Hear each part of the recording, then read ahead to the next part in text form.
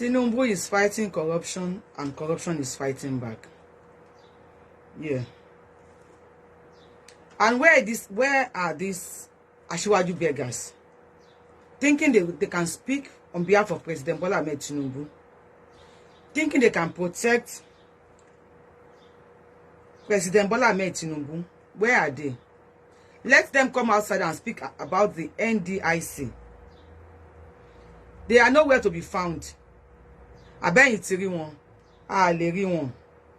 Bunch of ole, bunch of olodos.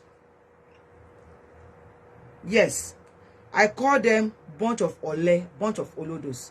I wouldn't have mentioned their names if not that for that stupid, ignorant Enolomo.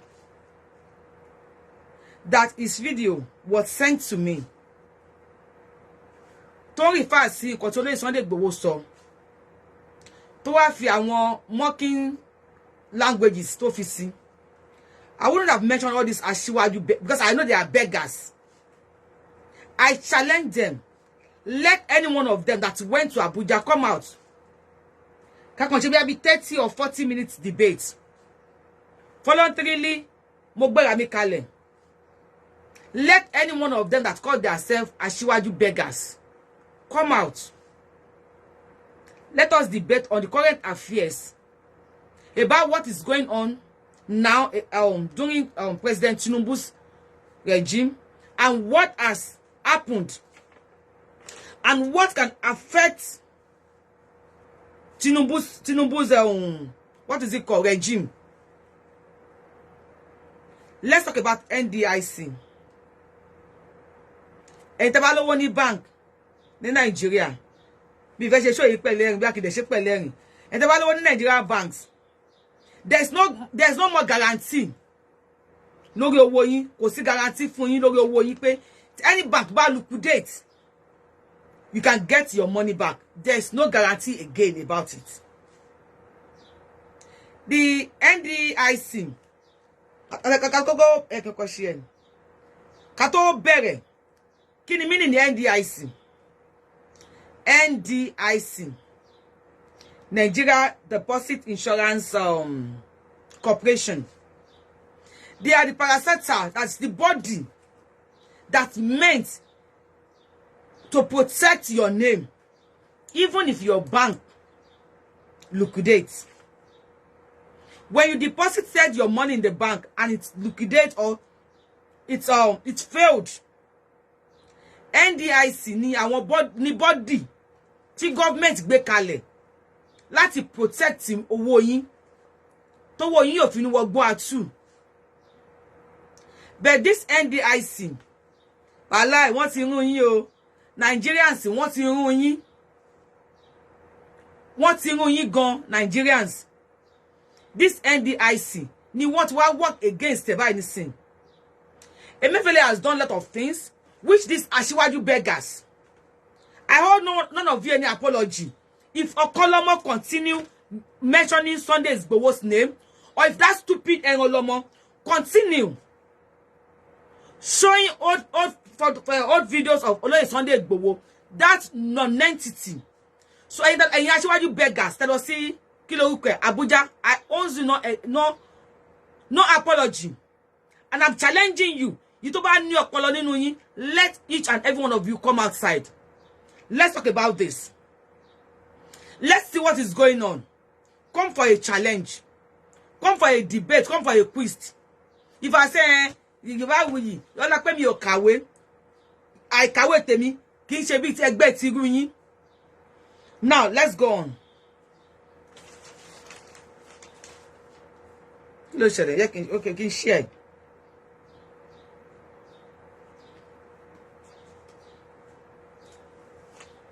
God bless you. Moki is just that stupid Okolomo just want to get me upset. I won't load. But ex-president, let me tell you, the newly elected chairman of NDIC was elected by President Bola Ahmed Tinubu. Nígbà tí Bola Ahmed Tinubu wọlé nísìn. And you know what? That president came outside. That chairman, Mr. Abdulakim Abdulatif, he came outside to tell Nigerians that owo yin o save more. Even when the Nigerian banks endanger your money, the NDIC as a body that's supposed to be an independent body cannot do anything for you. You know, they were meant to protect your money. That is why you see NDIC, they go to banks every time to check their books, to know what is going on, to check what they are doing. But unfortunately, or fortunately for Nigerians, the House of Assembly, wọ́n ṣe òfin. Òfin tó wà ńbẹ̀, wọ́n ní kí wọ́n gbé lọ fún Buhari. Buhari, the ex-president of Nigeria. Ewe, láti Aso Rock, let us House of Assembly. See Aso Rock. Unfortunately, or mọ́tò tí documents wọ̀. But mọ́tò yẹn accident ni o, ó wá change the document. The document was changed and was taken to ex-president Muhammadu Buhari to sign. Because Muhammadu Buhari náà, ó ti rí yín bẹ́ẹ̀. Ó ti rí Nigerians bẹ́ẹ̀ pé you will not do anything. And he believed you are all the same thing. He never believed there are some men that are men of integrity. House of Assembly, he signed it without reading it. He signed the document. Can you imagine? I think this Muhammad Buhari need to be probed. But he already said it's pay and to be probe. And to be probe, Oma Baja. This Mr. Abdulakim Abdulatif, the newly chairman elected for NDIC, lo bota lo pariwo. And under the comment section, mo wá rí àwọn Nigerians tí wọ́n bú man yẹn. Now I understand why tí àwọn olóṣèlú Nigeria ṣe ń fi ìyà jẹ Nigerians. Because olóòótọ́ ìlú, ó níkà ìlú. And some of these people, you can't wear a con, you can't lọ wé gèlè kan tó ní, you work against Bola Tinubu, you lọ́pọlọ. And I reply you, thank God I did not keep quiet like you. If all of us should be mumu and keep quiet, Bola Tinubu might not be there today. You are a woman like me. It's a very weak because I don't want to make you relevant. You are a woman like me. You are not relevant. The same way I want Nigerians to put Mr. Abdullah. I'm not a politician. Please don't misquote me. If this were a lawman, be a colomo with a of America that said, and he said, Tebani data one, Okolomo, you are such a stupid person. Eba mi pi video yi, eba mi hashtag Okolomo of America. The shameless, lazy woman being, lazy goat. Timakpe woman being, mon point learning. I wouldn't have said anything about this, though it's a current affair. But welcome, sir. Welcome, Mamoki. But when I saw, when you send your video to me, sorrow, and you cannot even protect Okoloma, the Asiwaju beggars, Okoloma and the Asiwaju beggars. You cannot protect and defend Tinubu government. Ìwọ̀n bá ọ̀rọ̀ ẹ káàbọ̀ mo kí àjọ ṣètò ni. Ìwọ̀n bá ọ̀rọ̀ tó sọ náà, ó lọ gbé fídíò bọ̀bọ̀ kan tó sọ̀rọ̀ ni. You cannot even read or write or defend the mandate of Bola Ahmed Tinubu. That you gather yourself together. Ipe, we are Asiwaju beggars. Now, so I see many of them accusing, insulting the new chairman of NDIC. Nigerians, if chairman Mr. Abdulatif, if he has been as stupid and as lazy as an Okolomo, stupid, kilo ko wege yen Okolomo, kilo po gangan. So I don't want to call him Okolomo. Kilo ko wege to pe ni Okolomo yi. Mo ki yin my cabo. Shakiru, If Mr. Abdulakim has been as stupid as Shakiru, the lazy goat, Eroko, if he has been as stupid as Shakiru, he will not come out and say what he said. Nigeria, I can now see that Olotolu, Onoshikalu, Mr. Abdulakim will have become overnight billionaire. Because what? Document he won't sign. Ní House of Assembly. Láti gbé fún Buhari. On the document way to Aso Rock, it was changed illegally. Changed illegally. Did you know that Nibe want to sign pé NDIC, that's supposed to be an independent body, cannot do anything again without the authorization of the CBN governor. NDIC, that's supposed to be an independent organization, independent parastatal. Now, when we change your opinion, we pay NDIC cannot do anything on its own again, unless to back authority. Ní ọwọ́. I love it too. I love you. Unless to back authority. Ní ọwọ́ governor of Central Bank, which Emefiele thought he will continue to be the governor of Central Bank. That is to say, NDIC will not be able to go to the banks to check their books without being authorized by the Central Bank governor. Even if any bank is declared as a failed bank by the Central Bank of Nigeria, owó yín tẹ́ bá ti kó sí báǹkì yẹn, tí báǹkì bá fi lè fail, owó yín fail pẹ̀lú ẹ̀ ni. Central Bank will not be able, NDIC will not be able to do anything about it. And let me see. When they change the law, I have everything here. When they change the law, let's see. Now, Okolengo, Eroko Jati, come and defend what will happen. Engolomo, come and defend what will happen to Bola Ahmed Tinubu government.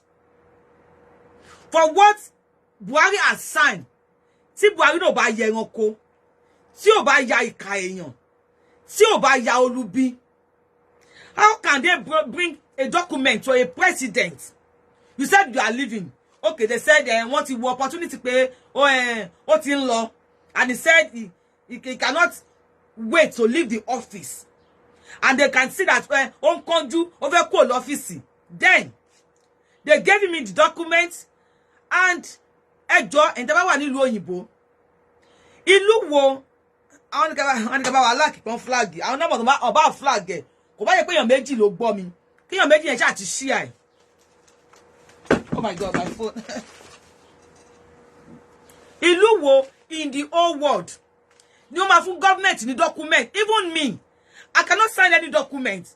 Like Church Moshelano, money, if you want me to send the video to you, send me a written text message. Now, Buhari said he did not read the document. He said he did not read. You see, when you say we want Yoruba nation, when we are agitated for Yoruba nation, you guys think we are stupid. If we are shouting, Yoruba nation, after that duoni, after kinikon, you think we are stupid. We are not stupid people. We know what we are doing, and we know what is wrong with Nigeria. We know what is wrong with Nigeria. Now, they gave the document to Buhari. Buhari, this is the document. Eba was signing.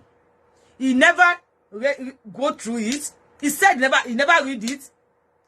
Boya won ko síbẹ̀ pé gbogbo àwọn ọmọ Nigeria o, a máa lọ pa wọ́n ni o. Why care less about Nigerians?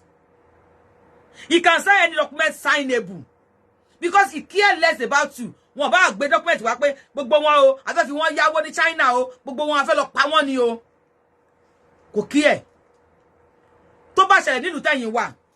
Because I can see all this mumu sisters and brothers living abroad. Like this stupid Shaki who call himself a Kolomo. Against Oloye Sunday Igboho. Calling him talkative. You see? Olórí burúkú ni ẹ́, Shaki Kolomo. Tó bá wá bí aláya ere, kó pé má ṣe fídíò tó kù, kó ṣe fídíò tèmi bẹ́ẹ̀. Títí ẹ bá ní yẹ. Shakiru, títí ẹ bá ní ta. Bẹ́ẹ̀ máa ń gé fídíò àwọn tó kù, tó máa ń ké ta ni wèrè tó rojọ́, òpó gé fídíò lẹ́hà bẹ́ẹ̀. If you try it with me, tiata, tia. You are living under disguise in America here. You are a criminal. I challenge you, Shakiru Kolomo. You are a criminal. Terrorizing Nigerians. Sending assassin after them. You are a... Ever me share video. Hashtag Shakiru Kolomo. Because you think you can just make a woman. I am less about that I'm now for now I'm just less about that. But if you continue mentioning Oloye Sunday Igboho or showing his past videos, or what our members can see, tiny way hey, you for talk. If you continue with that, I'm not doing a calling show, please. I'm not doing a calling show, please.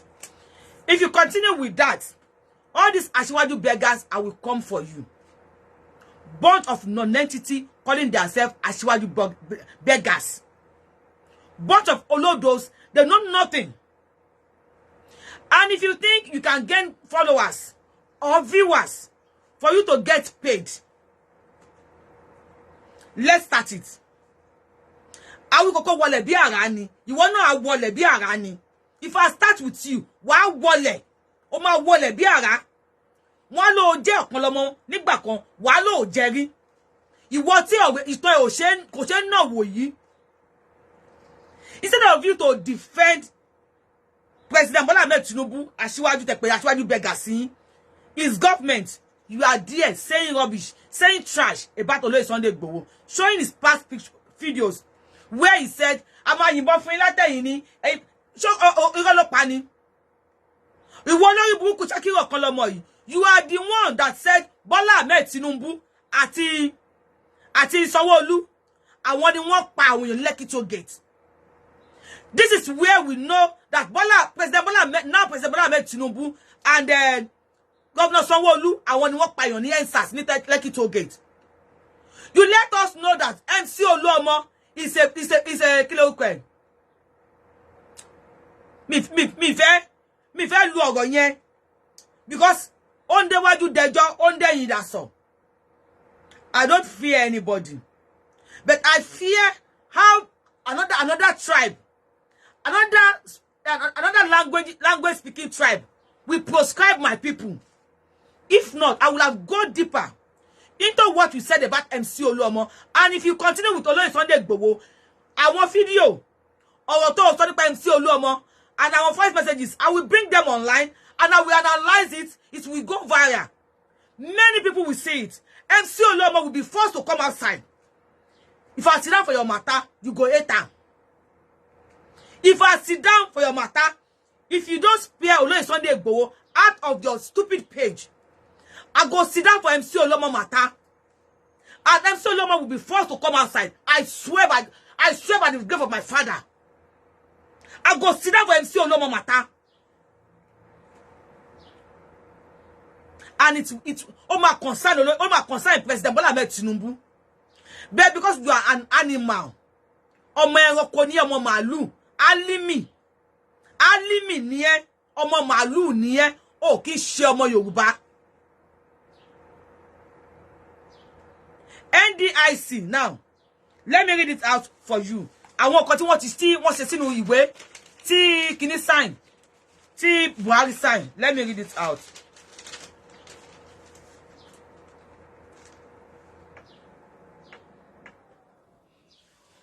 made fraudulently, they made the permanent secretary.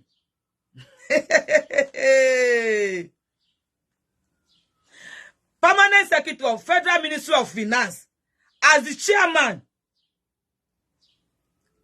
Document wọ́n sign as of assembly. Òǹkọ́ ni wọ́n gbé lọ fún Buhari láti sign. Fraudulently, they changed the document for Buhari to sign, and Buhari refused to, and Buhari signed it without reading it. Buhari did not read the document, but he signed it. And this is where this will affect President Bola Ahmed Tinubu and the Yeye Asiwaju beggars. The Olodo Asiwaju beggars. Bunch of non-entity Asiwaju beggars that supposed to come outside and defend the new elected chairman of Federal Republic of Nigeria in NDIC. Mr. Abdulhakeem Abdul Latif, instead of them to come outside and defend it and say about what will affect Asiwaju Tinubu, I don't want. Oh my, I'm sorry. Oh my God. I'm gonna go there now, right away. I want to IRINKERINDO Yorubawuyi. One sorrow. When they want to watch me on IRINKERINDO Yorubawuyi live. Oh my God. IRINKERINDO Yorubawuyi. Can I go live here?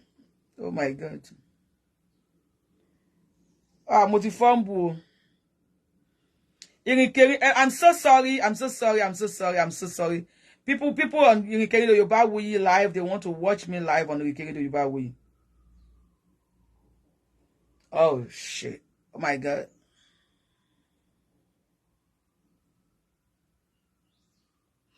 I want Asiwaju Almonjiris, the Asiwaju beggars, that they don't nothing. Bunch of empty heads, bunch of empty skulls. All they know is that they are non-entity. That is why people are disassociating themselves with them. Even MC Olomo associates himself with Engolomo.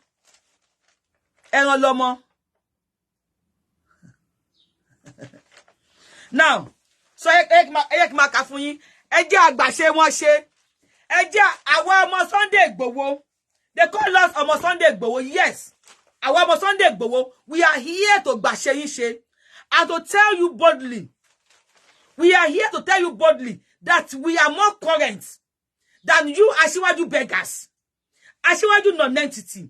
We are more current. We are as brave, as smart, as courageous as Oloye Adisa Majasola Igboho Osha, our leader.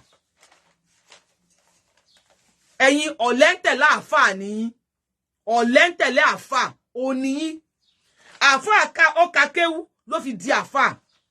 But àwọn ọ̀lẹ́ náà máa tẹ̀lé gọ̀ṣú. I can see kí lorúkọ ẹ̀, Ẹ̀rànlọ́mọ Shakiru flashing what this is the Majid Alice. Nobody Ashaile, nobody somo Alice Masjid. You crazy? You are bored of Okomashalashi. Show us your investment. You have no investment than Kudi. Kudi is the only investment you have. Kotido, Kodegbowola. That is just it. If you don't remove your mouth from Asiwaju Tiwa, Asiwaju Sunday Adeyemo Igboho Osha, I will bring MC to the limelight, and you will not like it. Trust me, MC will be forced to call you.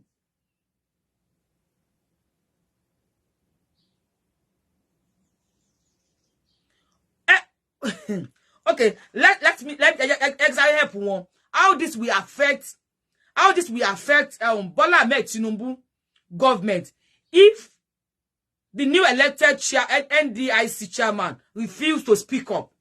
Though he speak up and I will not them. In the new act, they fraudulently made this. The permanent Federal Ministry of Finance as chairman, which has never happened in Nigeria. In the history of Nigeria, it has never happened before that the chairman of finance was made. God help us, God help us, was made as chairman to NDIC.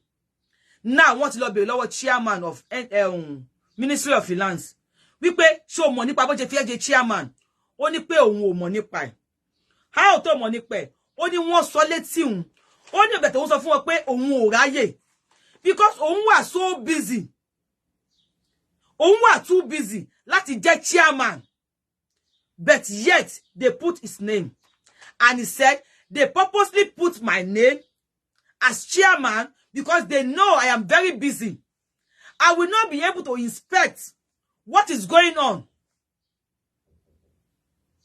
in NDIC. Now, you can see, if Mr. Abdulakim did not come out to speak up, Emefiele and the cabals, wọ́n kàn máa run Nigeria lọ ni. Wọ́n kàn máa run Nigeria lọ ni. Wọ́n kàn máa run yín lọ ni. And there's a law they put there. No. Now, Erolomo and the Asiwaju beggars. Lest did you know? And all this mumu coming online. Thank you work against the name. You be mumu. You be mumu. You be mumu. You be mumu. Come out. You was stupid woman. You work against Tinubu. Come out. Create a page. The little I am using, the little I am doing now, come and do it. You was fake woman. I am a woman like you. But you are fake. Yes. Kadubala when talking to Moju, and you will be tower. Oh, welcome. Welcome. Somebody said use English now. Chinedu Jude. You are one of my followers, a good follower, but I don't speak, I don't go to school. I don't go to school. But because of you, I'll be trying. I'm talking about all these Asiwaju beggars that call themselves Asiwaju bloggers. There is one of them that is called Kolomo, Shakiru Kolomo.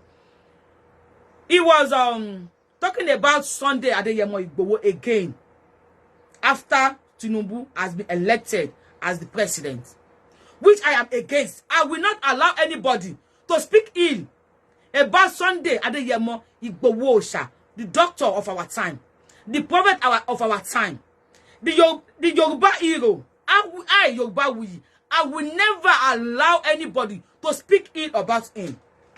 Now I am challenging the Asiwaju beggars that went to Bodolo, Abuja. They said they create their, because they are visionless, they are missionless. They said they create their beggars or a blogger page to speak about or to speak for Asiwaju, the president. Now there is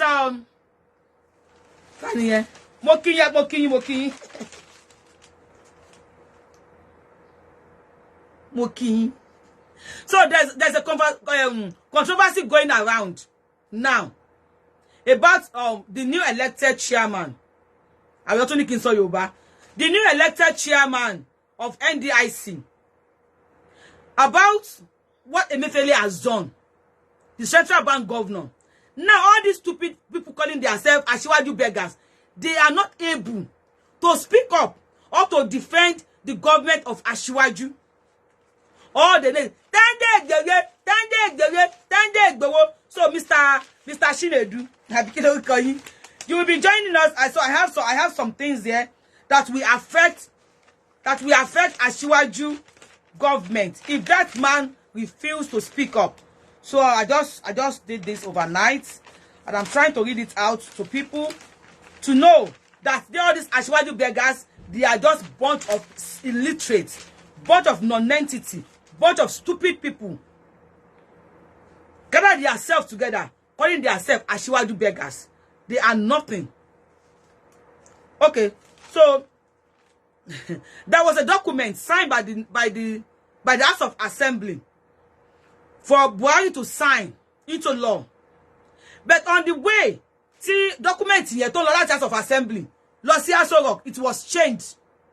And Buhari, as maybe I will say as dumb as, or I will say, I don't know the adjective to qualify Buhari.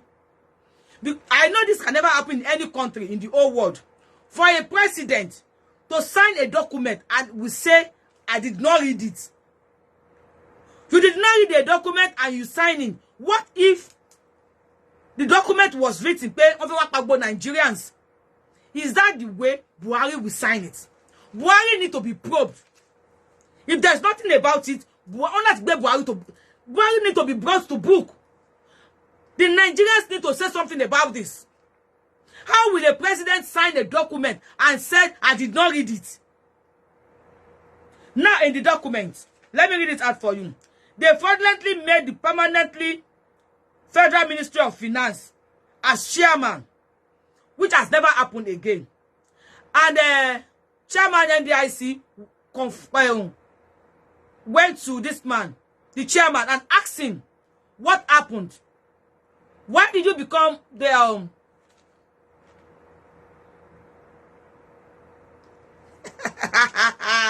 I beg Emma Pokolomo.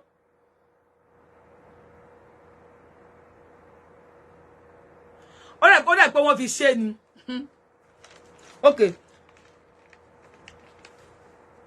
Law number 2 for you. The president, lest did you know that President Bola Ahmed Tinubu now cannot appoint managing director. In the document Buhari signed, Aaron Lomo, come out. I challenge you and all these Asiwaju beggars that went to Abuja. Come out. Come and speak on this. You stupid people. You dumb people. Now, in the document that Buhari signed, President Bola Ahmed Tinubu cannot appoint a managing director or executive director except the one that is recommended by the governor of Central Bank. You can hear that.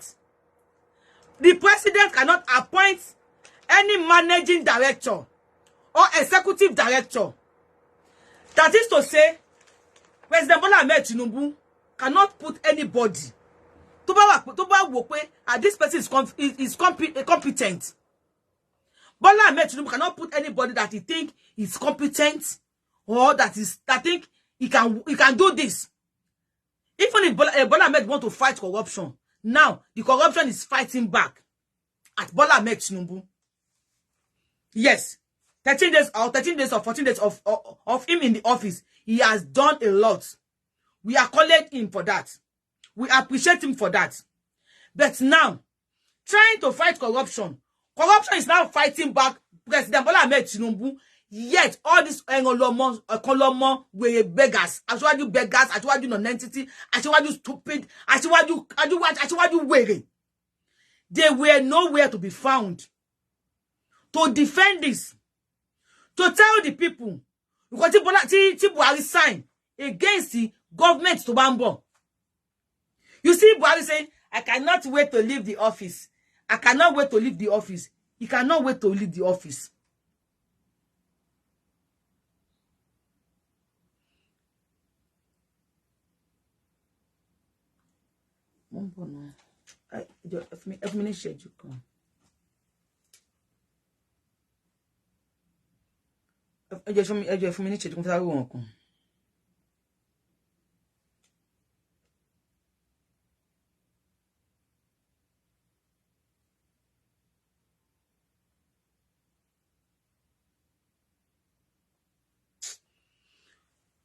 Please, HGK, I can see your comments, but please, HGK, I will not will not let you, I will not allow you to distract me.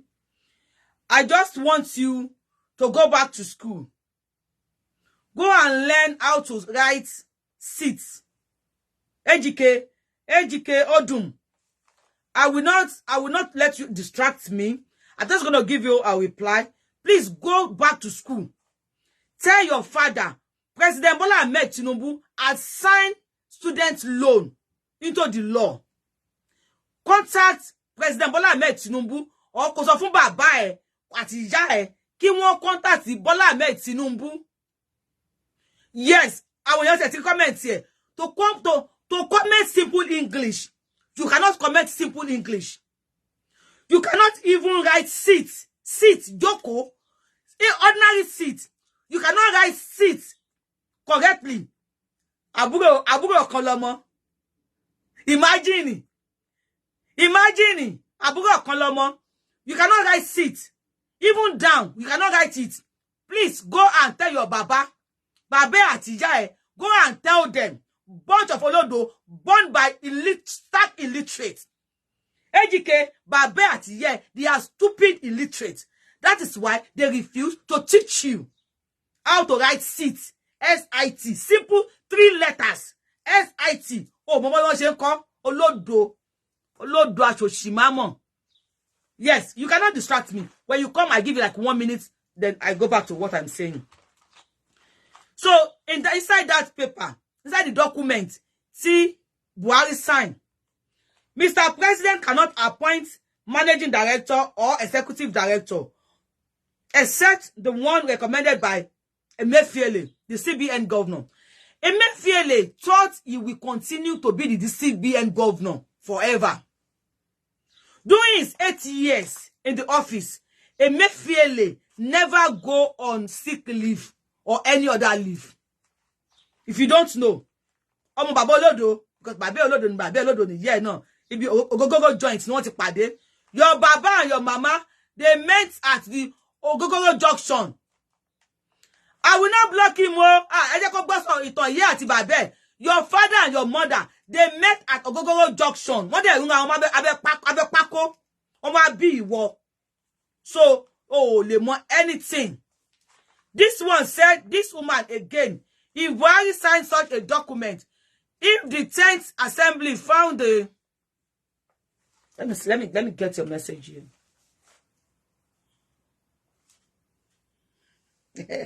Olodo, madam, go and sex. Olodo, mo fẹ́ wo comment here. Olodo Rabata, very useless woman being. They will just come here and be doing... Mo fẹ́ wo comment being. So I just want to... Buhari ti sign yo. China bo wa ko gbo yin. China is coming to call everybody. Wo mi rí comment ti we ja, comment we yen ti lọ sókè. O call this woman again kini kan. Please, if you see that mumu that said this woman again, please, if you see his comment, let me just see it. The bag to call this woman again. If you see his comment, just write under his comment. I want to read what he said. I'll say this woman again. I want to know why he said this woman again, that I can just tell people who he is and why he's here. So, anybody, see President Bola Ahmed bá think pé ó jẹ́ responsible person, that man of integrity, that Tony conscience, man of dignity or woman of dignity, Tony conscience, tí ò ní fìyà jẹ Nigeria, Buhari ti sign ẹ̀. Tinubu, President Bola Ahmed Tinubu cannot appoint that person. You like it or you don't like it.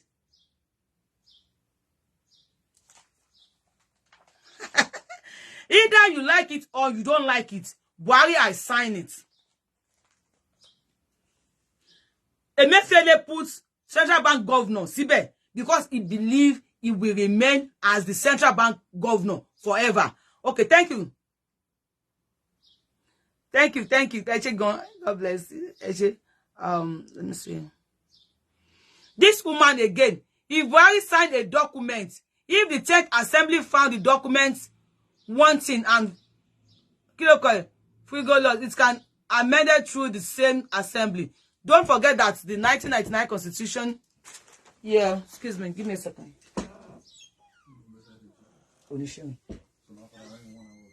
Okay. Okay, said was amended. So if the outgoing president signed a thoughtful document, the incoming president can reverse it. There is no big deal in that, and I see no reason why you brought this to a public domain. Tolakpo Oshilaja. God bless. Oluwafemi Daposope. This is what you people are overlooked. That is very important to look into. But people like former president like you will be ignoring it. Tolakpo Oshilaja really Titilayo show deep lo sobe. Tolakpo Oshilaja when orikwe mu oshidani, so I will not be too much. I will let me see. Tolakpo Oshilaja do orukwe mu oshidani oshiwa nínú orukwe. So I will not, I don't want to do a calling show, please. I'm so sorry. I'm just trying to be sharing. Me never go deep into orukwe. Oshiwa no orukwe. You want us to ignore this? You want me to ignore this and say nothing about it? You think I am so daft and mumu like you? The same way Mr. Abdulhakeem, the new elected chairman of NDIC, came outside and talked about it. And you were reading and boomer.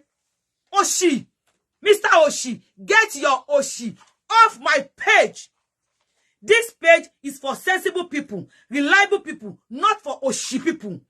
Take your Oshi to your family. We will not ignore this. Bola Ahmed Tinubu is a Yoruba man. We will not ignore this. You are senseless as the Asiwaju beggars. You see, you said, you remember 1999 Constitution was amended. Amended by who? By Abdul Salam. To favor the Fulanis. Under the fraudulent 1999 Constitution.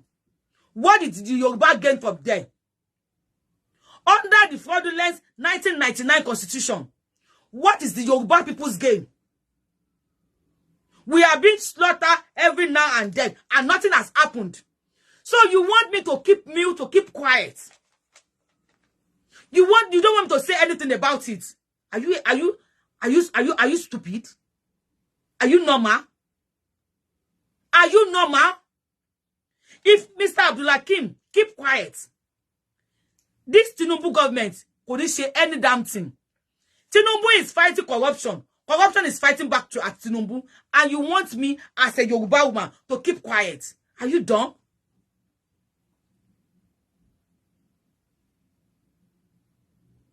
Are you dumb? And this another Ahmed Rasak. All this Abudu, you will not distract me. But Mama Fun Yayin Jele Yokokon. Abdul Rasak.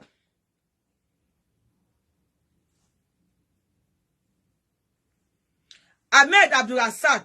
I am a stammerer. Even if I am speaking Yoruba, you might not be able to understand me very well. I am Akalo Lonimi to the call. Ahmed Abdul Rasak. Akalo Lonimi to the call. So even if I'm speaking Yoruba, you might not understand me very well. Toba, calm down. This is Ahmed Abdul Rasak. Shekbe Fulani ni eri mwe. Eri bo sheri. Ahmed Abdul Rasak. Shekbe tiri mwe bo sheri. Oni mu rikwe bi ose iyawo. Olori bu aso shimamo. All this Abudu, Ahmed Abdul Rasak. Ara won ti Fulani do ya won no oko ni. Look at him. Fulani lo do iya e. Fulani do iya e nínú oko no wa fi bi onike laya.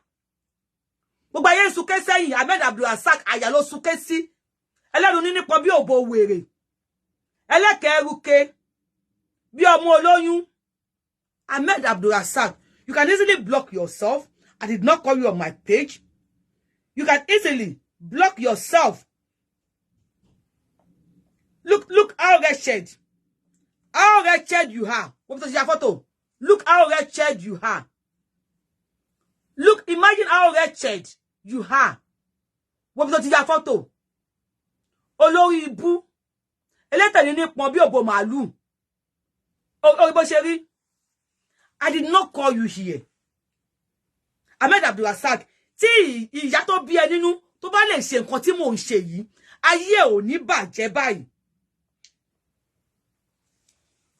ìyá tó bí ẹ nínú má dé ṣe nǹkan tí mò ń ṣe yìí ayé ò ní bàjẹ́ ṣùgbọ́n time tó yẹ kí ìyá ẹ kó fi lọ sí school bàbá ẹ àti ìyá ẹ inú gbọ́dọ̀ ti pàdé bàbá ẹ ti mu ganja ó kàn rí ọmọ kan nínú gbó tóun náà rìn kiri ó kàn kí mọ́lẹ̀ ó ṣàdó nídòkúdò a sọ fún yín pé tí ẹ bá ti rẹ̀dẹ̀ àti bímọ ẹ máa lo protection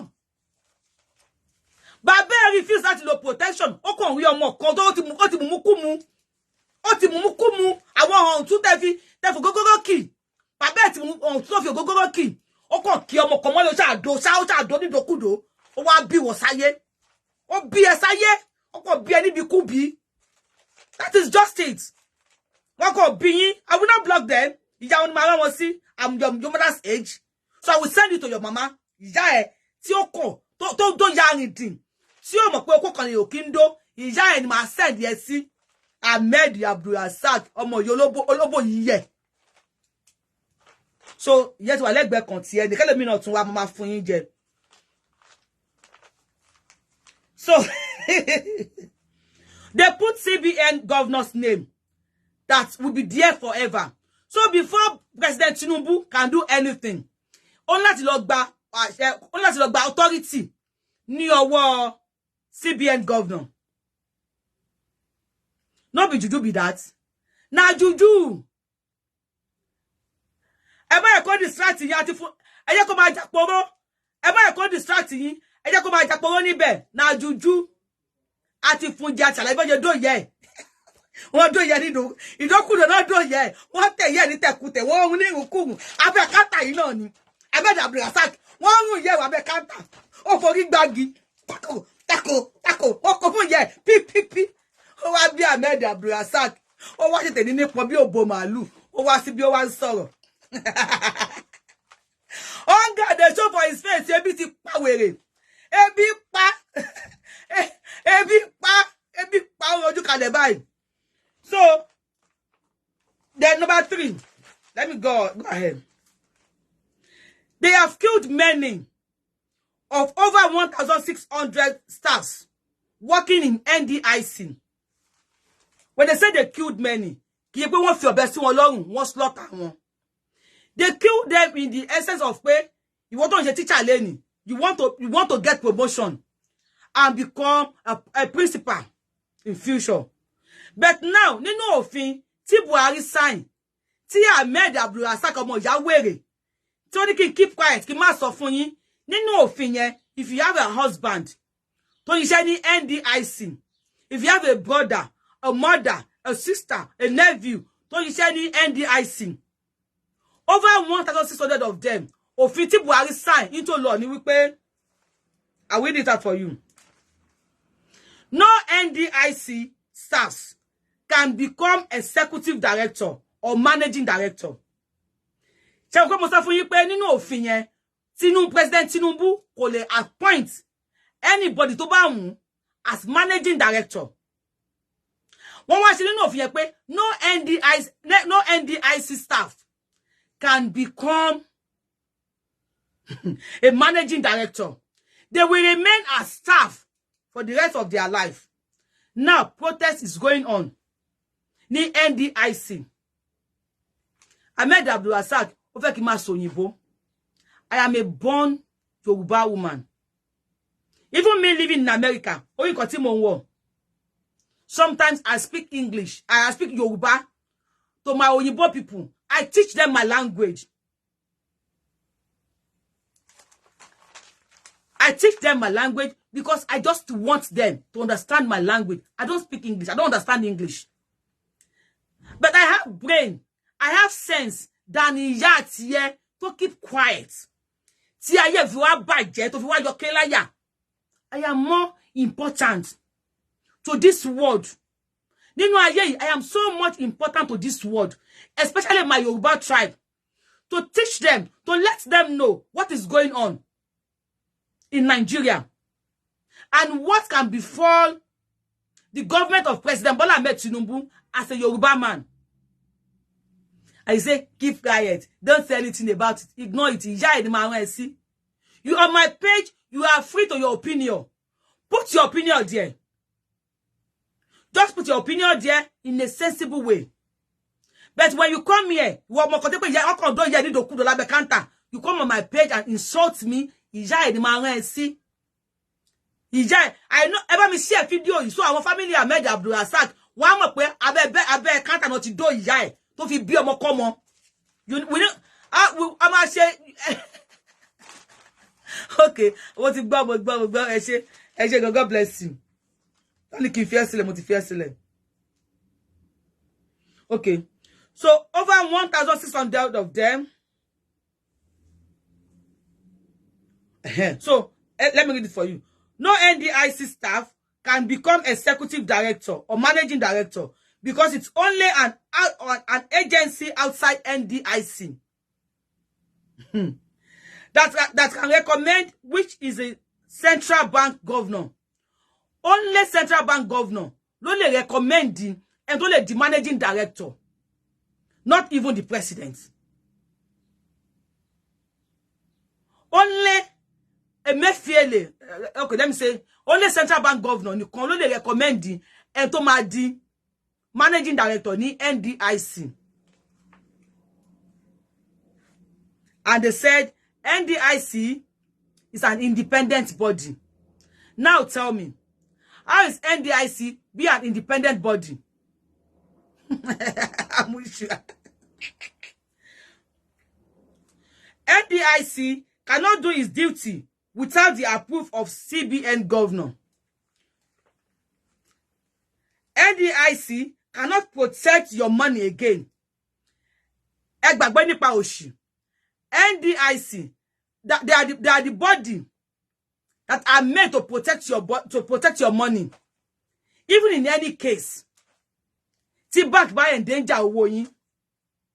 Yet on any bank, they will pay you your food money.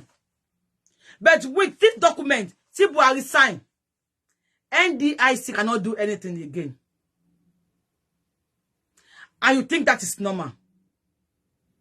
All this are made. I want to tell you, Alinsani, Kilo Okolomo, I want to do Alinsani, Alinsani, Alinkerindo.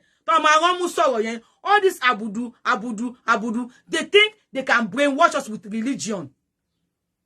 I want yayin baba yin won brainwash with religion. Tí wọ́n mú ọpọlọ wọn, tí wọ́n gbé ọpọlọ wọn kaná, tí wọ́n gbá ọpọlọ wọn bí epo with religion. Àwọn Alinsani, Ebi Ahmed abudu kí ló pe ra ẹ̀. Ẹ bẹ̀rẹ̀ lọ́pọ̀ tó máa fún ní 5 million kí ló máa ṣe. A ní máa kọ́kọ́ lọ kásálàtù, máa kọ́kọ́ lọ mọ́ṣáláṣí. That is what he will call. Kò ní sense pé 5 million yìí tí bá fi invest sí business ó lè mú owó jáde. They have brainwashed their mothers, they have brainwashed their fathers, and all this Okolomo àwọn àfà Okolomo ó dá àsàlátù lẹ̀ ní America mi bí Okolo fi tú. Okolomo bring it on. Àwọn tó do ìyàwó wọn ní àsàlátù tí wọ́n dá sílẹ̀ fún wọ́n tẹ̀kọ́ ló dálẹ̀. Wọ́n dá àsàlátù lẹ̀ fún Okolomo. Ìwé àwọn Ahmed yìí àwọn máa ń do ìyà oníyà. Ahmed ẹni tó gbé fìlà wèrè sórí ẹ ti rí wọn. When you see them, they claim stupid afar. You see them? Chebocheri, all this one, àwọn ìyá tó jẹ́ set mama wọn, no man do ní àsàlátù.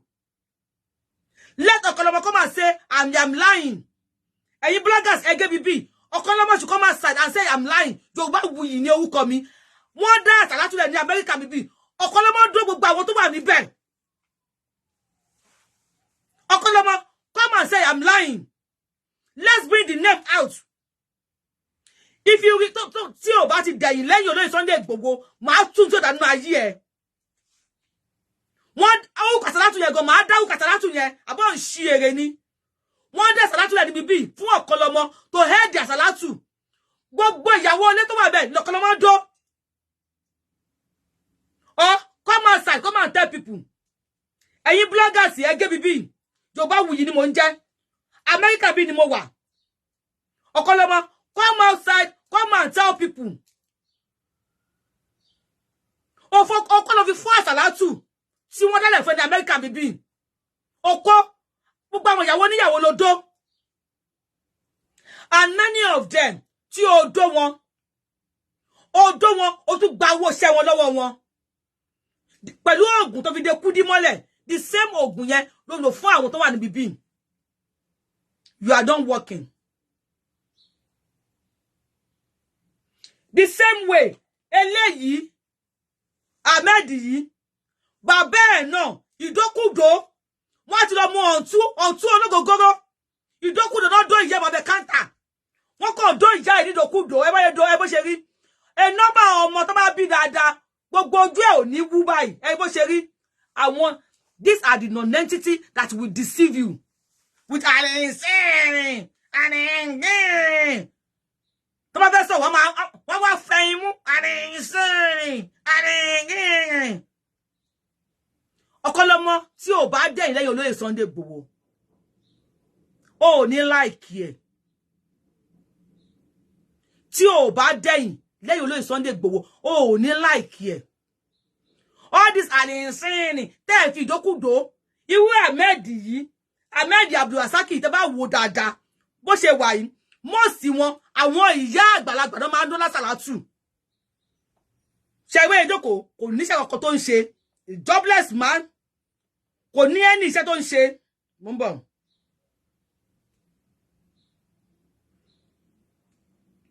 ẹgbẹ́ ìjókòó ibi tó ti ń ṣàṣàlátù fáwọn èèyàn nìyẹn bó ṣe wà yìí àwọn girama náà máa ń dó bó ṣe wà yìí irú àwọn eléyìí girama náà máa ń dó àwọn tó máa jẹ́ ìyá 70-80 tó bá wá sí àsàlátù pé ẹ bá mi àfà aláàkúmọ̀ láì àsàlátù aláàkúmọ̀ láì ẹ bá mi ṣàdúrà kí ọmọ mi ọgẹdẹ kan àwọn ìyá arúgbó àwọn àbùdó ẹgbójú ẹ̀ṣẹ̀ tàbí ojú arúgbó ni he's a young boy look at him he's a young boy but ojú ẹ̀ tàbí ojú arúgbó ó ti dóbò onírun funfun bóyá wà yìí àwọn pọ̀mọ́ onírun funfun náà máa ń dó bóyá wà yìí ó ní ẹ bó ṣe rí ẹgbójú ẹ̀ ti jojú arúgbó ẹgbójú ẹ̀ ti jojú àwọn ìgbín tó bá ní irun funfun náà máa ń dó with all this fìlà àgbákò fìlà you see him ṣe ẹgbó ti jọ arúgbó àwọn àgbákò fìlà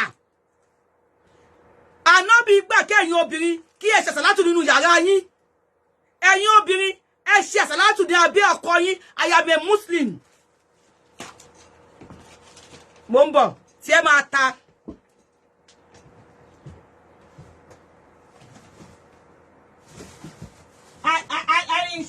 ó ti rí so àwọn tíra ni alukurani ni ó ti rí bẹ́ẹ̀ kírun ni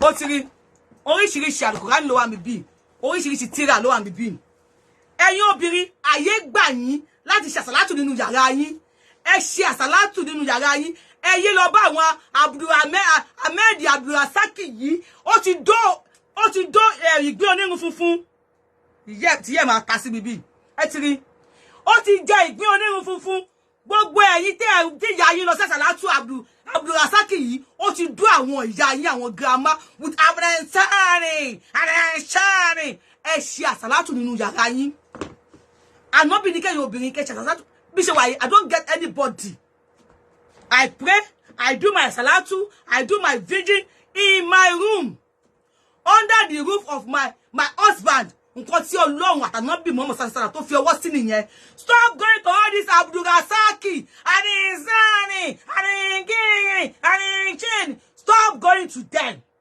wọ́n ń dó àwọn ìyá yín àwọn Abdulrasaki yìí wọ́n ń dó àwọn grandma yín stop going to them stop going to them wọ́rọ̀ burúkú àwọn ìgbín onírun làwọn lè máa ń bá sùn and grandma tí wọ́n ti rán ní ìrọ̀kúrọ̀ wọ́n máa ń sin okó àwọn wèrè yìí wọ́n máa sin okó wọ́n á bá àwọn grandma yín sùn and all this grandma will not get home and tell you ẹ̀bọ́n yẹn gbọ́ ni ó dàbí arúgbó ọjọ́ ó dàbí I am over 50 I'm still younger than him ó dàbí arúgbó ọjọ́ gbogbo ojú ẹ̀ ti dàbí ojú arúgbó ojú ẹ̀ ti wú ètè ti nípọn bí òbò arúgbó with the same way tí ọ̀kan lọmọ náà tó fi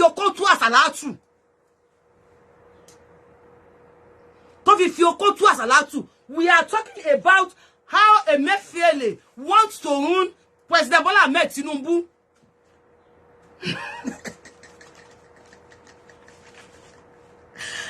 Má jẹ́ kí Ahmed Abdulrasaki kó fi bread kó yín lómi ọbẹ̀ o. When you see him, run for him. Because ìgbà tẹ́lẹ̀ sọ wípé bye ni àwọn tó máa ba ìjọba Tinubu jẹ́ tí wọ́n ti ṣe kalẹ̀. Tí à ń sọ fún yín, ó lè yí ọ̀kọ̀lọ́mọ náà lọ sí Abẹ́òkúta. This mọ́ṣáláṣí tó ń kọ́ leléyìí, mọ́ṣáláṣí àrìnsẹ́ẹ̀nì, àrìngíngìn, ìwọ tó dún àwọn ìyàwó níyàwó l'Amẹ́ríkà. Ọ̀kọ̀lọ́mọ bring it on, tí ẹ máa bàjẹ́ ni. Ó dún àwọn ìyàwó níyàwó l'Amẹ́ríkà, ó wá lọ kọ́ mọ́ṣáláṣí sí Nàìjíríà. Abẹ́òkúta ni mo wà yìí, àrìnsẹ́ẹ̀nì, àrìngíngìn, ọ̀dẹ̀ ni yín, ọ̀dẹ̀. Do your asalatu in your room. Do your asalatu nínú ilé yín. Ẹ má ká wọn kan lọ mọ àwọn Abdulrasaki kó fi pọ́n burúkú dó yín. They will do you and they will turn ẹ̀yin àti ọkọ yín. Wọ́n máa turn wo Abdulrasaki tí yín máa ta ni. Don't come to my side, yo. Don't just Abdulrasaki Abdulkinikan. All this Abudu. Don't just come to my side at all. Stay away from me. Or follow me, go block me. I don't want you here. Àrìnsẹ́ẹ̀nì. Ọ̀kọ̀lọ́mọ tó bá ti ń bú Olóyè Sunday Igboho. Ma go deeper. See àwọn nǹkan tó sọ nípa MC Olúọmọ. And I will still go deeper. See àwọn tó dó. I don't care. I will not. Mi ò ní wẹ̀yìn. Bóyá marriage mi máa bàjẹ́. Mi ò ní wẹ̀yìn bóyá ẹlòmíì máa sunkún. I will come here. I will narrate how you do people. Àwọn kan wọ́n dẹ̀ máa gbọ́ lórí page. If I have not follow Yorubawuyi ni orúkọ mi, follow here. If Ọ̀kọ̀lọ́mọ do any nonsense. Àwọn tó dó ibi láti máa sọ kò sórí Yorubawuyi page. Yorubawuyi ni orúkọ mi. Tàbí lórí YouTube. Bring it on. Okay, I say let's continue with what we are doing, Yorubawuyi. Allow you fẹ́ gbọ́. So I just made this at work at night. Ogbe mo ṣe kíni ní ibi iṣẹ́, so mo kara ka fún yín. The role of NDIC, it was set up to protect depositors and they guarantee the settlement of insured funds in the event of bank failure. That is the role of the NDIC. That's they guarantee your funds in case the bank will fail. And they will pay you your money. They will pay you your money. Or even microfinance. Aládàáni ni ẹ́. Tó bá fowó sí bank. Tí bank yẹn bá fail, about liquidate. Ọmọ so way for lẹ́sẹ̀kẹsẹ̀ bí 100,000, 200,000 ló níbẹ̀. They will pay you the money immediately. But if you have like 500, be microfinance yẹn, they might pay you like 200K. They will tell you, I'm not going to be low. We will balance you up. They will balance you up. I'm my friend, you're where to put. After to make bolo, I want to jẹ wọ́n ní owó. Tí wọ́n jẹ báńkì yẹn ní owó. Àwọn tó wọ́n gba loan. Tó bá pé àwọn tó bá pé bíà bá owó ńlá bí 500 million, 50 million. They will tell you to wait. Wọ́n dàbí agbẹnusọ fún ẹni tó kówó sí báńkì ni. Wọ́n dàbí guarantor fún ẹni tó kówó sí báńkì ni. If you put your money in the bank, they are there. They are there. Thank you for saying I'm educating you. They are there to protect your money. Nǹkan tí NDIC wà fún nìyẹn. They are there to protect your money in case of bank failure. They are there to give you back your money. So what is NDIC? NDIC means Nigeria Deposit Insurance Corporation. And they're supposed to be an independent body. One need not to depend on anybody. According to the law, to one leg. According to Section 7, Section 7 on the opinion, they are there to protect you, and they're supposed to be an independent body. That they will not, they don't need to ask for anything, any authority from anybody. They don't need to do that. Now, NDIC is a parastatal under the Ministry of Finance, protecting the banks. They are protecting the banks. That's why you see them going to the banks to check their books. Báwo ni wọ́n ṣe ń ṣiṣẹ́ sí, báwo lówó ṣe ń wọlé sí, ta ló gba loan, báwo lówó ṣe ń jáde sí, because they don't want any bank to fail. Tí bank bá fail náà, wàhálà ló máa jẹ́ fáwọn náà, because àwọn máa sanwó fún gbà tó bá wà ní bank yẹn, tí wọ́n sanwó sí bank yẹn. Wọ́n máa ní láti máa lọ gba loan káàkiri. Gba àwọn tó ti yá loan ní bank yẹn, wọ́n máa ní láti máa lọ gba owó lọ́wọ́ wọn padà. Wọ́n máa ní wàhálà láti ta àwọn access àwọn bank yẹn, láti gba owó padà, láti sanwó fún yín. They are independent body. Just quote that. They are independent body. Now, they signed a document near House of Assembly. Láti protect the NDIC. But on the way from the House of Assembly to Aso Rock, bóyá mọ́tò l'accident. I don't know. Or what would you expect me to say? Bóyá mọ́tò l'accident ni. Then document change. Ọ̀tọ̀ document wọ́n sign. Years of Assembly. Ọ̀tọ̀ document wọ́n gbé fún Buhari. And Buhari said he did not read it. And he signed it. Any country wo ni wele ti lè ṣẹlẹ̀ tí ó bá jẹ́ failed country. When we are saying we want Yoruba nation, you think we are stupid. When we are talking about Yoruba nation, thank you, God bless you, you think we don't know what we are doing. We know what we are doing. Those are the things tí àwa rí tí a fi pariwo Yoruba nation. We wípé ká dá dúró. How on earth will a president said they brought a document to me and I did not read it, I just signed it. Yes, Buhari said he can't wait to leave the office. The same thing the Emefiele does with the cabals. That was the same thing. The aviation minister. The aviation minister, that was the same thing he does. He did. Aviation minister went to Ethiopia. Taiwo. Aviation minister went to Ethiopia. Yoruba nation no going back. Aviation minister, unveiled plane, Nigeria plane, Nigeria aircraft, we go and celebrate. We celebrated aviation minister. On the last day, Tibu Aveku in the office.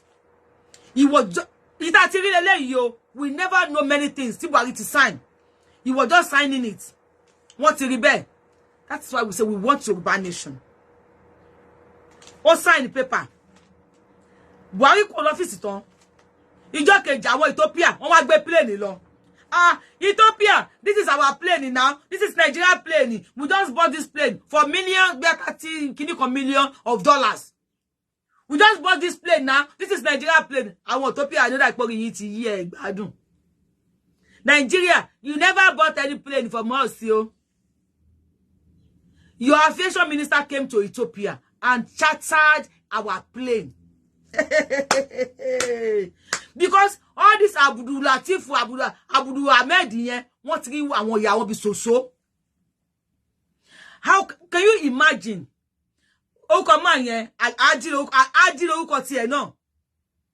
Hadi went to Ethiopia to charter a plane, a flight, brought it to Nigeria, repaint it. The logo, tí wọ́n ṣe síbẹ̀, bẹ́ẹ̀ $150 million. Tí wọ́n ṣe logo sára plane nìkan, tí wọ́n fi repaint here. And he brought it to Nigeria to launch as Nigeria plane. And Buhari, as the president of Nigeria then, did not even tell I want on the plane. No, I don't believe Buhari did not know about this. I don't believe Buhari did not know anything about this.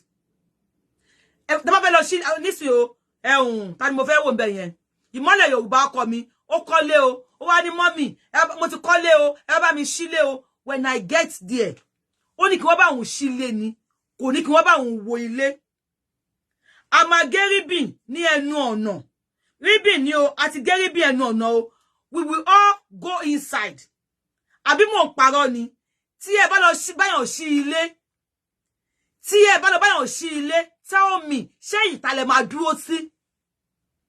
Ìmọ́lẹ̀ Yorùbá o, Lateef Àjàlá, John, gbogbo wa pátápátá akọ́lé, Even Yorubawuyi, I call the money about me shile, and why did that about me shile? And I kept you outside. Will you tell the list was about you? Mulaba Yorubawuyi shile o, abi mulaba àwọn mommy mi tó lọ page o, àwọn daddy mi tó lọ page, àwọn brothers and sisters mi o. Ṣé ẹ mọ̀ sọ pé lọ bá wọn ṣí ilé tẹ́ wọnú ẹ̀.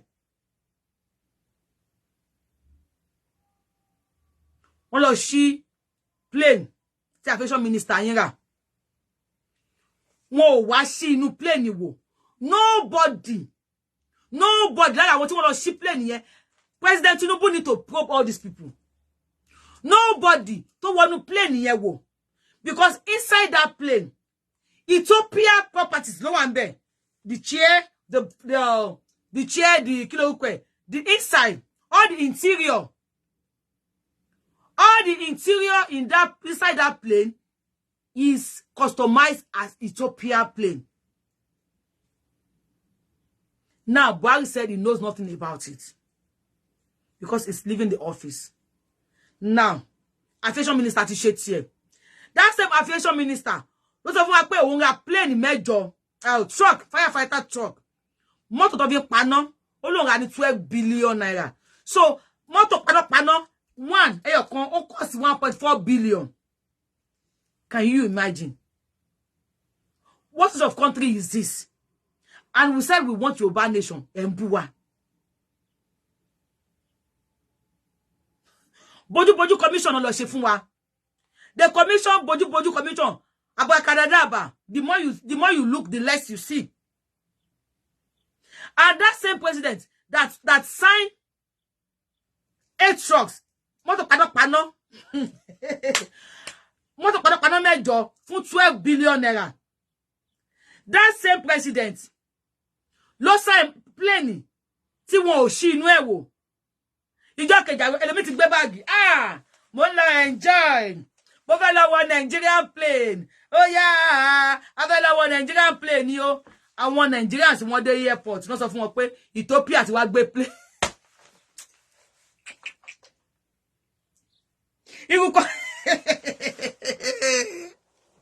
Wallahi, no be juju be that.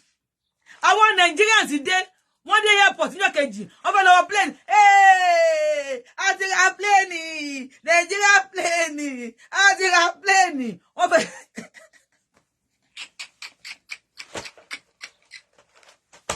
mo olu ẹ̀ ní mí ni wọ́n. God bless you. Mo olu ẹ̀ ní mí ni wọ́n padà sílé. Wọ́n dé di plane wọ́n sọ fún wọn pé Ethiopia wọ́n ti wá gbé plane. Nigeria ò ra plane yo. Used plane tí wọ́n ti lò and still using. Tí wọ́n ń lò lọ́wọ́. Only Nigeria shatter. The plane was shattered. And imagine, ẹ bèrè lọ́wọ́ ara yín pé èló ni wọ́n fi shatter plane yẹn. Now, he said Nigeria ra plane. Now, another one. CBN governor. Ó gbé document lọ fún Buhari. Buhari ló wọ́n sign ẹ. Ẹ máa gbọ́. Àwọn ló book yẹ kí ló bí 30 minutes fi ṣeré. Emefiele knows that the president is about to leave the office. And it is very busy. Any president what very in office, omo wa busy, omo wa too busy gone. So once this opportunity, I want to be too busy call. I don't believe because president is about to leave the office and is too busy. Lofa. I believe the president is mo wípé àwọn Abdul Ahmed yi ni wọ́n pọ̀ ní Nigeria. That they are senseless and they will not speak up. There are so many men of integrity that will never sell their conscience in the House of Assembly. There are so many people like me, like you, that are sensible, that will refuse to sell our conscience and we will speak up. To let people know, we will do our findings, we will make sure it is the right thing, and we will bring it out for you to see. So, and that he has said he cannot wait to leave the office. They gave the document to him and he signed it. He signed unread document. Kare, Baba Buhari, Kare, Baba Buhari, welcome, just they come, welcome. Baba Buhari, Kare, there, Lomo Kurinse, Oya Sherebe. The NDIC is meant to be an independent agency. Government want to make sure the Nigerians' money paid to the bank are never endangered by conspiracy of the central bank or the deposit bank. That is why they want to that NDIC, because they want to make sure your money, your funds, your walata, owo are not being endangered. They are not being endangered by central bank or bank tekowoyisi. It is to ensure that nothing will affect Nigerians' money. So, eventually, if the banks failed or liquidate, NDIC is to come.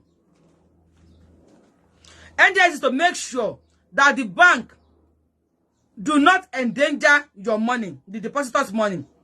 The first mandate of NDIC is to guarantee the deposit paid and tell Nigerians to relax.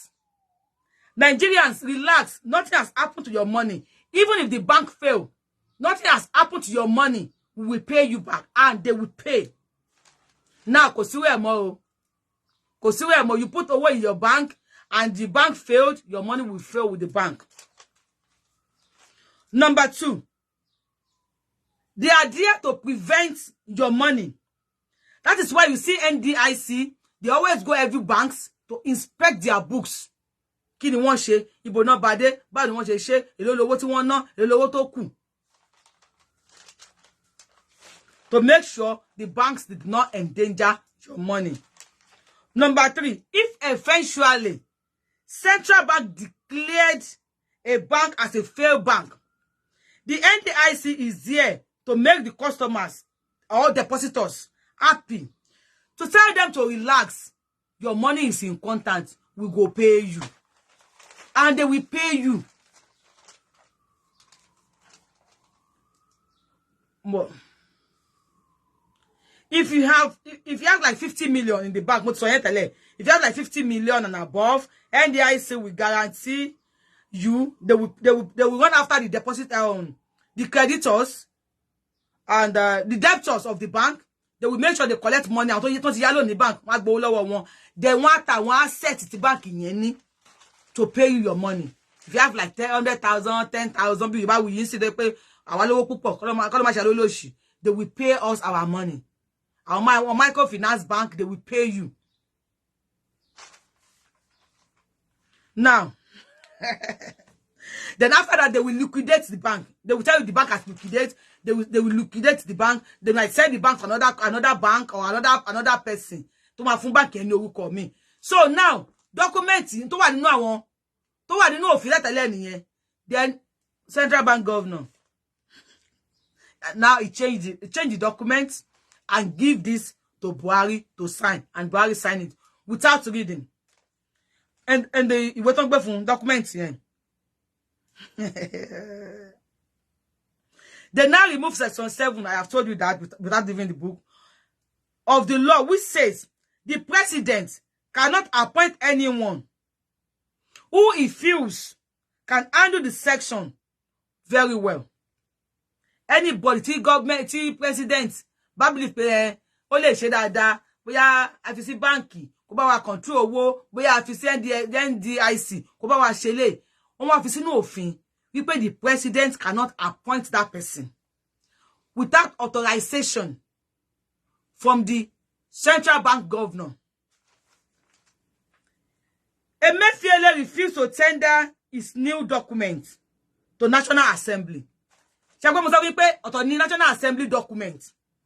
But when I change the document, he refused to tender that new document to National Assembly to sign. He just take the document, pam, to President Buhari, ex-President Buhari, because OTDS, S Ninisi. President Buhari o, ó yá gbà o, mo gbede ọmọ ajá, ó yá gbà o, and he gave it to President Buhari to sign. And he signed it.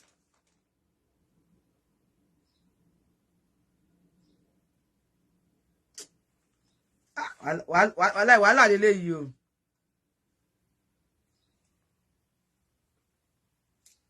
Okay. Iṣẹ́ ni mo ṣe lóru tí mo fi ṣe kíni mo kàn wo kíni mo dẹ̀ kọ. In the new act, they fraudulently made Law 1. They fraudulently made the permanently Federal Ministry of Finance as chairman. That has never happened in Nigeria before. And when Mr. Abdul-Hakim, the new elected NDIC chairman, appointed by President Bola Ahmed Tinubu, contacted the PS, permanent secretary. When he contacted the PS, that's the permanent secretary of Nigeria, Tia also the minister, he said, so they made him chairman of the NDIC. With that is hello. Nigeria is a scam. Nigeria is a scam. But is a share giver. Nigeria is a scam. And my was busy. What people who are busy won't invigilate or investigate anything about the money, the Nigerians' money. And if you get chairman, what is the now, why do they force the chairmanship on that man? The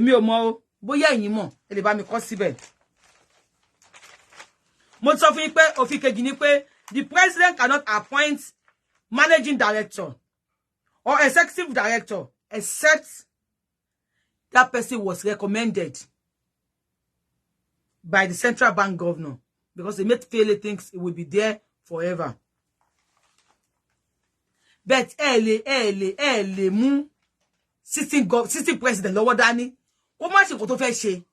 Yes, it's not possible. Láti mú sitting president lower than láti ṣe kó tó fẹ́ ṣe.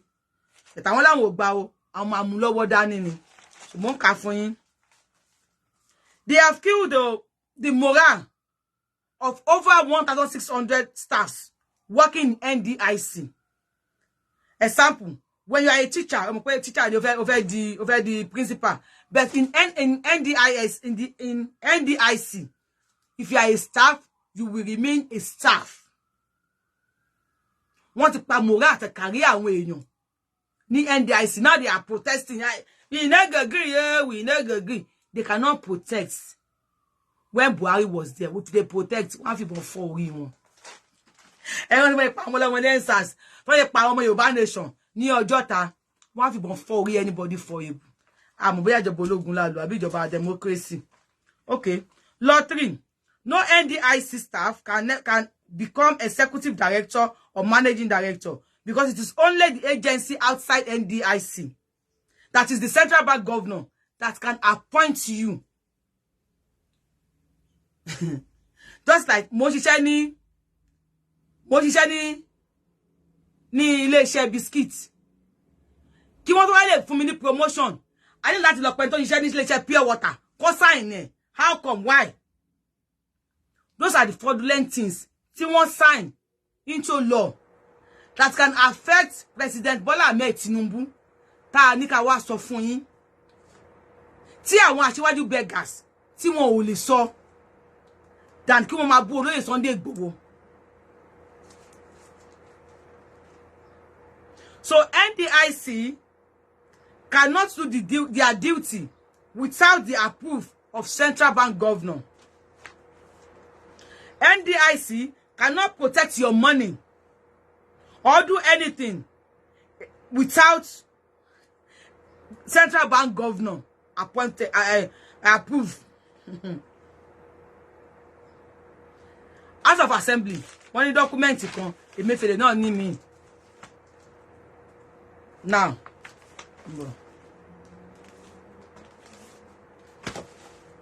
the new elected chairman of Central Bank, Mr. Abdul-Hakim Abdul-Lateef, to keep quiet. tó bá gbà kí àwọn èèyàn short mouth un gẹ́gẹ́ bí wọ́n ṣe fẹ́ short mouth èmi náà nísìn. You think Nigerians ní wọ gbege? A dẹ̀ sọ fún yín, à ń pariwo Yorùbá nation, that corruption has killed Nigeria. Yet you just want to keep quiet. You want us to keep mute. You don't want us to say anything. Is that right?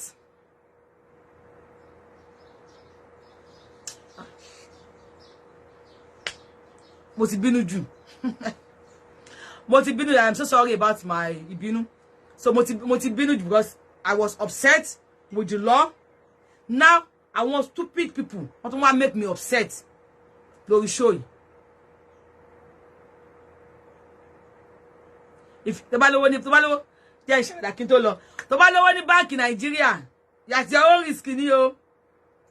Ẹ̀yin tẹ́ ń dájọ́, tẹ́ ń lọ kó sí báńkì Nàìjíríà, at your own risk ni o. You put owó in Nigeria bank is at your own risk. Owó ẹ̀ máa wọgbọ́ àtú ni.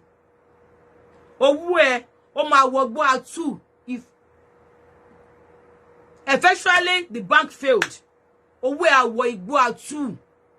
So can you see, we need Yoruba nation. We need our nation and we still need our nation.